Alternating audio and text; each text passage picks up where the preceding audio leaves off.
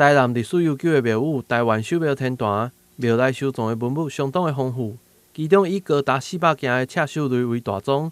为了好好保存这文物，庙方也特别委托了台南艺术大学的黄翠梅副校长的团队，进行有系统的整理，开了6年的时间。除了整理完成，也出版了这本异秀百品的新册。同时，庙方也运用庙内的空间，规划成为文物的库房。6号上午举办新册发表会甲启用典礼，会中副总统赖清德甲市长吴伟哲以及侪位的立委议员拢亲自到场见证。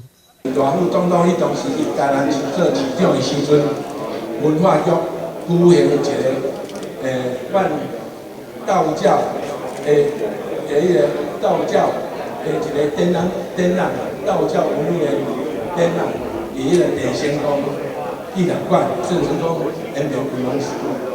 伊当时迄个阮伊邀请阮来看地宫庙有啥物物件会当展览下。阮伊当时就足缘分会当拜托咱迄个台南国立台南艺术大学，伊当时咱的黄翠梅老师，就是黄翠梅副校长，是头尾经过6冬的时阵，搁到去年出版一本册，来足欢喜的，今日阮拿这个册，赖副总统，咱的迄个黄伟市长，这个艺术界、文化界，甲阮加持。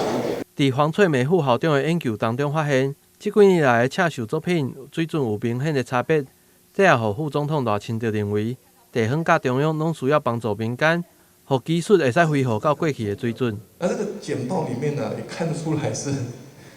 这个从最好到现在，好像有点一代不如一代的意思。为什么？因为科技产生了，再加上外面的低价的竞争啊，所以呢，就是要用手工精致的这种刺绣啊，哇，没有办法在市场上生存。所以这个是提供给我们知道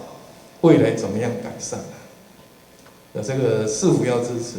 立法委员在立法院也要争取文化部的支持，让台南市的这种刺绣的文化或是宗教的文物，